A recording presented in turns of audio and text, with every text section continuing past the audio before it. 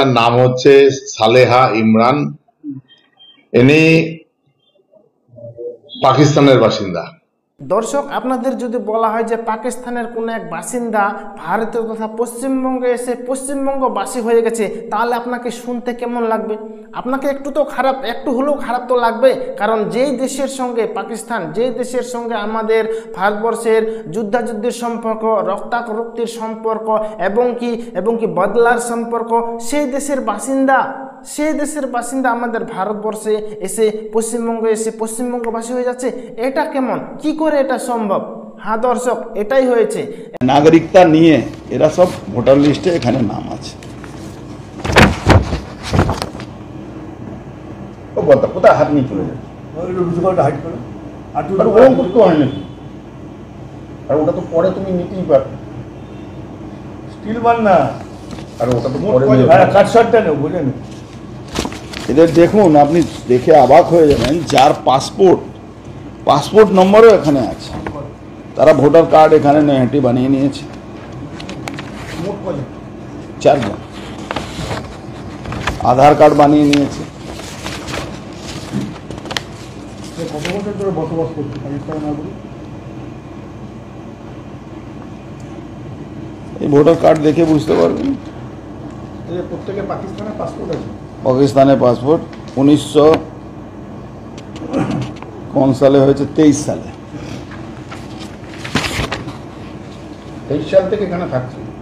23 আছে না? দেখেন, মমতা ব্যানার্জি দলের লোকেরা এসআইআর নিয়ে চমকানি ধমকানি করছে। পার্থ ভৌমিক ছাড়ুন, পার্থ ভৌমিকের তো চুনোপুটি মাল আছে, এর কথা ছাড়ুন। Mamata Banerjee chief secretary, home সেক্রেটারিকে বসিয়ে ইলেকশন কমিশনকে চমকাচ্ছে। তারপরেও এরা বলছে পাকিস্তানি, বাংলাদেশি, রোহিঙ্গা নাগরিকদেরকে নিয়ে এসে এখানে ভোটার কার্ড। আপনার কাছে আমি তথ্য দিলাম একটা, এই তথ্য দেওয়ার পরেও এরা বলছে একটা নাম বাদ হলে আগুন জ্বলবে। বাংলার মানুষ ওই জলের ওই ফায়ার ব্রিগেড নিয়ে বসে আছে, আপনি আগুন জ্বালাবেন, আমরা আগুন নিভিয়ে দেব। এই অবস্থা পশ্চিমবাংলায় আছে। তৃণমূলকে এদের বাঁচানোর জন্যই এসআইআর বিরোধিতা করছে। তৃণমূলের সরকার তো যাচ্ছে, তৃণমূল সরকার যাচ্ছে, একে বাঁচাবার জন্যে চমকানি ধমকানি চলছে। এই নাম কি মহিলা কিভাবে পেলেন, বিশুদ্ধ মারফত পেলেন? দেখুন, সূত্র তো বলা যায় না। আপনাকে আমি তথ্য দিচ্ছি, তথ্যকে যে কোনো লোক চ্যালেঞ্জ করতে পারে। কি নাম? এই নাম কি? এর নাম হলো Saleha Khatun, daughter of late Mohammad Khalil. এসব করাচিতে এদের জন্ম হয়েছে। করাচি, পাকিস্তান।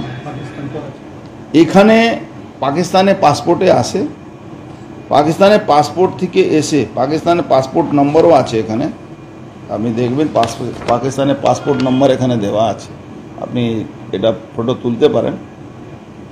পাকিস্তানি পাসপোর্ট দিয়ে এরা আসে, ওর মেয়েরও পাকিস্তানি পাসপোর্টের নম্বর আছে, সবারই পাসপোর্ট নম্বর। এখানে এসে ওরা ইন্ডিয়ান হয়ে গেল।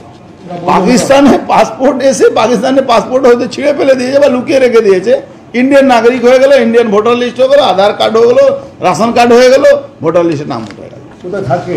নৈহাটি। এরা থাকে গৌরীপুর, নৈহাটি, এটি ঘোষ রোড, 23 নম্বর এটি ঘোষ রোড, ওয়ার্ড নম্বর 8, নৈহাটি মিউনিসিপ্যালিটি, গৌরীপুর, PS নৈহাটি। দেখুন, আমি এটা পুরোপুরি ইলেকশন কমিশন, অমিত শাহজি যিনি স্বরাষ্ট্রমন্ত্রী আছেন, তার ডিপার্টমেন্ট, তাকে অলরেডি আমি মেল করে দিয়েছি।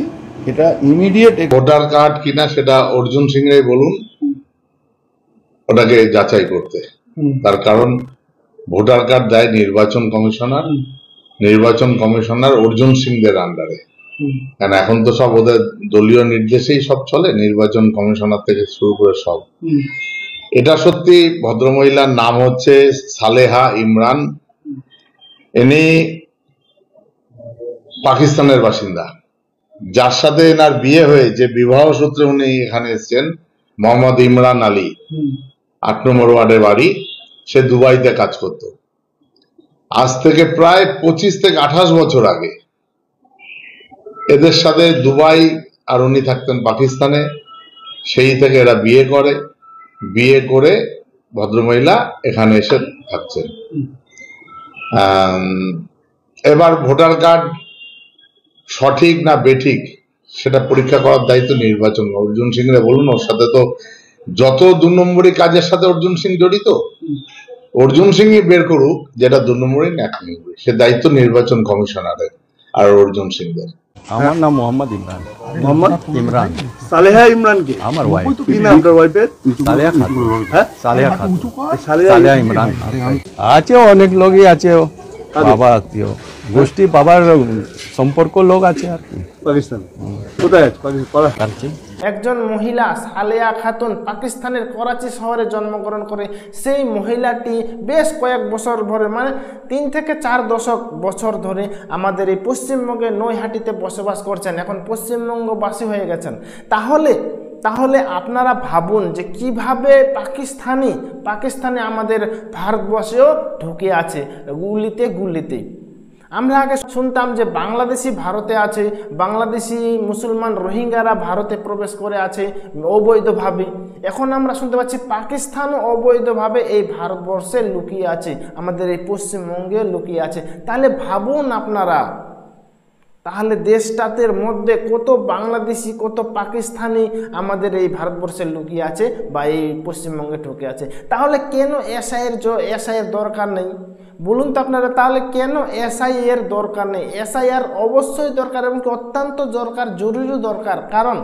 কারণ এই এসআইয়ের মাধ্যমে কিছুটা হলেও, সম্পূর্ণ না হলেও কিছুটা হলেও এই বাংলাদেশি এবং কি পাকিস্তানি এইসব রোহিঙ্গা মুসলিমদের তাড়ানো যাবে। এবং যার জন্য এই যে রোহিঙ্গা বাংলাদেশি কিংবা পাকিস্তানি, এদের জন্য আমাদের পশ্চিমবঙ্গের কিংবা ভারতবর্ষের অর্থনৈতিক অবস্থা কিছুটা হলেও দুর্বল হচ্ছে, কিছুটা হলেও আমাদের ভারতবর্ষ সংকটে পড়ছে। এই যে পেহেলগাম ঘটনাটা ঘটছে, এদের জঙ্গিদের সঙ্গে সাহায্য দিচ্ছে, হাত মেলাচ্ছে কে?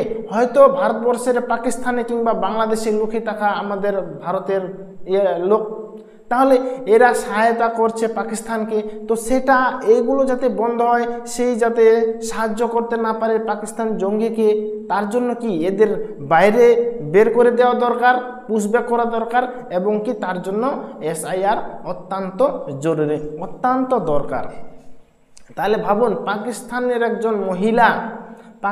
একজন মহিলা করাচি শহরে জন্মগ্রহণ করে, সেইখানকার একজন মহিলা আমাদের ভারতবর্ষে ঢুকে পশ্চিমবঙ্গে সে নৈহাটিতে বসবাস করছে একজন মহিলা। মানে ব্যাপারটা হচ্ছে কীরকম যে সে মহিলাটা পাকিস্তানি এবং কি আমাদের যে ছেলেটা মানে পুরুষটা সেটা ভারতবাসী। তো এই দুজনের মধ্যে বিবাহ সম্পর্ক হয় এবং কি মহিলাটা বিনা ভিসা কার্ডে আমাদের পশ্চিমবঙ্গের নৈহাটিতে বসবাস করতে শুরু করে। তাহলে ভাবুন আপনারাই আমাদের এই যে ভিতরে আমাদের ভারতবর্ষে কিংবা পশ্চিমবঙ্গের ভিতরে কত বাংলাদেশি এবং কি অবৈধ পাকিস্তানি বাংলাদেশি লুকিয়ে আছে। এদের এইসব ব্যক্তিদের, এইসব মানুষদের তাড়ানো অত্যন্ত দরকার যদি আমরা সুরক্ষিত এবং শান্তিতে থাকতে চাই। যে দেশের সঙ্গে ক্রিকেট খেলাতেও আমরা অপারেশন সিন্দুরকে লক্ষ্য করি, অপারেশন সিন্দুরকে দেখছি, এবং কি আমাদের দেশের ক্রিকেট প্লেয়াররা পাকিস্তান দেশের প্লেয়ারদেরকে হারাচ্ছে এবং কি তাতেও কোনো রিলেশনশিপ নাই, কোনো কথাবার্তা নাই, কোনো হ্যান্ডশিপ নাই, কিচ্ছু নাই, একদম সেম টু সেম অপারেশন সিন্দুরের মতো সেই ক্রিকেট খেলাতেও আমাদের ক্রিকেট প্লেয়াররা পাকিস্তানকে যোগ্য জবাব দিচ্ছে, তাদের মান সম্মান পায়ের নিচে মাটিতে ধুলিয়ে মিশিয়ে দিচ্ছে। এভাবে আমরা সেই পাকিস্তানকে অপমান করছি এবং কি পাকিস্তানকে সহ করতে পারছি না। এরকম একটা দেশ, সেখানকার সেখানকার লোক যদি আমাদের পশ্চিমবঙ্গে বা ভারতবর্ষে এসে ভারতবাসী কিংবা পশ্চিমবঙ্গবাসী হয়ে যায়, তাহলে মেজাজটা কার খারাপ হবে না, মেজাজটা কার গরম হবে না? আপনারাই ভাবুন, যে দেশের জন্য আমাদের অপারেশন সিন্দুরে বেশ কয়েকজন মহিলার স্বামী প্রাণ হারিয়েছে, কিছু ছোট ছোট শিশু বাচ্চা তাদের বাবাকে হারিয়েছে, সেই দেশের বাসিন্দা, সেই দেশের নাগরিক যদি আমাদের দেশের এসে নাগরিক হয়ে যায় তাহলে ব্যথাটা কেন লাগবে না বলুন? তাহলে এই সব এবং কি এর আগে অনেক এরকম পাকিস্তানি জঙ্গি আক্রমণ করেছে লোকসভাতে, সংসদে, এবং কি আমাদের জওয়ানদের উপর পাকিস্তানি অনেক এরকম আক্রমণ করছে, যা আমাদের ভারতবর্ষের জওয়ানও মৃত্যু হচ্ছে, শহীদ হচ্ছে। তো সেই দেশের বাসিন্দাকে আমরা কি করে ভারতবর্ষের বাসিন্দা হিসেবে আমরা জায়গা দিতে পারি? কিভাবে আমরা সেটা মেনে নিতে পারি? দর্শক, আমি তো কমসে কম পারবো না একজন পাকিস্তানিকে, সে পুরুষ হোক মহিলা হোক বা যাই হোক, একজন পাকিস্তানি মহিলাকে অন্তত ভারতে এসে ভারতবাসী কিংবা পশ্চিমবঙ্গবাসী করা আমি তো অত্যন্ত পক্ষে পারবো না। এবং কি এই তথ্যটা উঠে এসেছে অর্জুন সিং, আপনারা জানেন ব্যারাকপুরের প্রাক্তন সাংসদ অর্জুন সিংয়ের দ্বারাই এই তথ্যটা উঠে এসেছে, এবং কি এই তথ্যটা নিয়ে এখন শোরগোল সোশ্যাল মিডিয়াতে, এবং কি সেটা নিয়ে তদন্তও চলছে। এটা বাস্তব, এবং কি মেনে নিয়েছে তৃণমূল নেতাও সেখানকার মেনে নিয়েছে যে হ্যাঁ ওরা পাকিস্তান থেকে এসেছে। তাহলে ভাবুন দর্শক, এটা পুরোপুরি প্রমাণিত হয়ে যাচ্ছে যে ওরা পাকিস্তানে ছিল, এবং কি সেই মতো এখন ব্যবস্থা নিয়ে দেখা যাক পুশব্যাক করতে পারে কি না, এটা কিন্তু এখন দেখার বিষয়। তো দেখা যাক সরকার কি পদক্ষেপ নেয় এবং সরকার কি করে। দেখা হচ্ছে পরে ভিডিওতে। আর এই ধরনের খবর পেতে আমার এই দুর্লভ বাংলা ইউটিউব চ্যানেলটাকে অবশ্যই সাবস্ক্রাইব করবেন। ঠিক আছে দর্শক, দেখা হচ্ছে পরে ভিডিওতে। ততক্ষণে ভালো থাকবেন, সুস্থ থাকবেন, ধন্যবাদ।